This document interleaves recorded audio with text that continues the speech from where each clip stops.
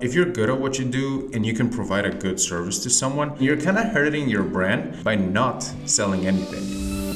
A lot of the advice out there is how do you build an account? How do you build the thing so that one day you're gonna reap the rewards of what you built? But I kept getting into that treadmill over and over again, and I got to 70,000 followers and I was making the same amount of money this dude at 1,000 followers was making, which honestly kind of sucked. And I was kind of scared of monetization at some point because I thought, well, the more I wait, the bigger the ask I can make. But then I remembered about Andrew Tate. You know Tate. Like, he sells The Real World and Hustlers University. Well, what color's your brigade? Dude has been selling ever since he started. You're broke! You're fucking poor! Like, all the time. He's always been selling. I don't think that selling hurts your brand. I don't think that monetizing hurts your brand. I mean, does it hurt Tate's brand? Not really. I think that it's selling something bad that hurts your brand, a low quality product. If you're good at what you do and you can provide a good service to someone, then you're kind of hurting your brand by not selling anything. All right, so the way I look at audience monetization, it's kind of this bridge. You want to take people from the beginning of the bridge to the point where you make money. It's kind of a clear path. Now, there's a few stages you need to take someone through in order to actually make good money from your audience. You got to take first people from stranger to follower. Now, what is this? This is content, but it's also bio. And the way I like to look at how you should craft your bio, it's actually kind of this kid's toy. You ever seen that kid's toy where it's like you have the triangle and the circle and the square and they have to put it through a hole that helps them kind of see how the shapes work? I look at bios the same way. You should be able to define your customer as to who exactly do I want? And then somebody who's not who you want would not be interested in following you. This guy, Tom, he's the knee guy. He fixes knees. His bio is, I will fix your knee pain. If you don't have any knee pain and you find him, then his bio is incredibly unattractive to you. You don't want to talk to him. However, if you do have knee pain, then that means that he can help you. And you're by default a higher quality follower to him. So when it comes to your bio, a good rule of thumb that I have, it's you want to be everything to someone. So keep that in mind when you're crafting your bio. This is why personally I say in my bio, if you have less than 3,000 followers, I don't work with you. I only work with bigger accounts. Follower count has slowed down for sure, but the quality is higher. So reject people and only let higher quality followers into your world by filtering in your bio. You not only want to attract the right followers, you also want to repel the wrong followers, and that's key. Now, next up, you want to take people from follower to lead. And this is where most people need help. So what is this part of the bridge? This part of the bridge right here, that is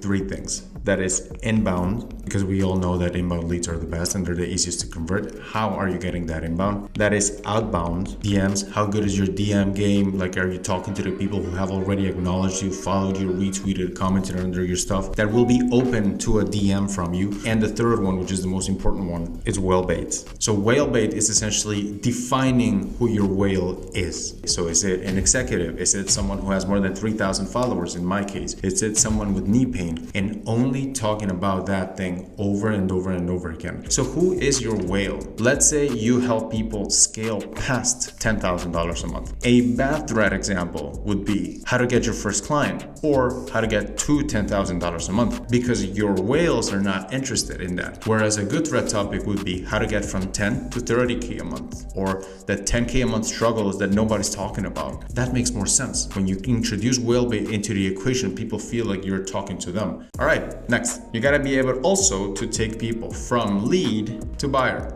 It's sales skills, because what we find in organic is that you don't really need complex funnels. I wanted to put funnels here, but I had known a guy that's making $200,000 a month with 40,000 followers. His funnel, it's a Calendly link on his bio. So I don't really think you need a complex funnel. I just think you just really need to prove that you are that guy. That is proof of competence. You can post the best content in the world. You can have the best copy in the world. But if people don't think that you are that guy, then you're fighting an uphill battle. It's going to be really hard. Proof of competence includes showing what you've done, showing work for clients. That's case studies. That's you somehow proving that you are good at what you do. And most people don't share that. Let's say I released a fitness guide, right? An arms guide. I make it really good and just as good as Arnold Schwarzenegger's guide. We both launched at the same day. Are you buying JK's Get in Shape guide, or are you buying Arnold Schwarzenegger's Get in Shape guide? It's very simple, right? You're gonna buy Arnold. Why? Why?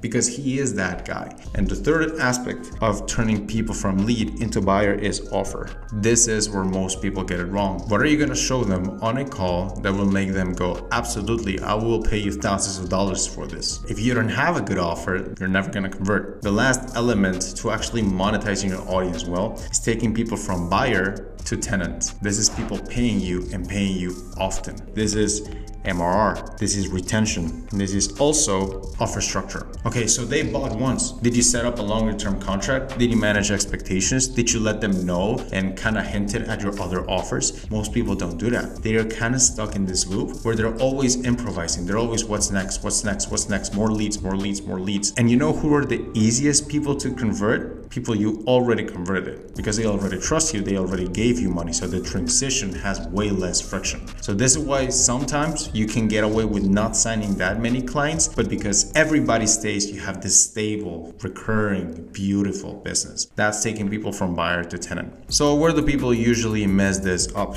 The most common one is follower to lead. I can't get leads, I don't know how to get leads. Great, let's focus on that. So their bridge kind of looks like this. You're missing that end. But guess what people do? This is where everybody messes it up. They go and tweet again and again, and they write a viral thread, and they get more likes, and they buy retweets, and they just make this side of the bridge so much prettier instead of simply working on the other end of the bridge. And this is why most people get huge audiences, but they can't monetize them because they're working on the wrong part of the bridge. If you focused half of the efforts, you focus on getting more engagement and getting more likes, and you focused on how do I improve my lead flow? How do I actually get that right? Then you would make more money. And this is why people with less followers than you can make more money than you, because they have a uglier, smaller, but complete bridge. And this is why it's easy to give them money. So figure out, where do I need to work on my bridge? Do I need to work on the lead to buyer part of the equation? Do I need to work on the follower to lead part of the equation? Like, what is it? This requires awareness. This requires you being able to look at your business and seeing, where am I fucking it up? So look at your business and start working on things that are not this, because most people stay in this and they have a beautiful thing and it's really cool, but it's not a complete bridge. And what happens with incomplete bridges is people get scared, and scared people are uncertain. Uncertain people don't give you money. And this is why you can't monetize your audience. If you want some help, go to tweetsandclients.com. We'll figure out which part of the bridge you're missing, and we'll figure out a game plan so you can triple your income with us. Do not apply if you have less than 3,000 followers. But if you do, then we'll complete your bridge and you'll triple your income by the time we're done working together. Thanks for watching, and go make some money.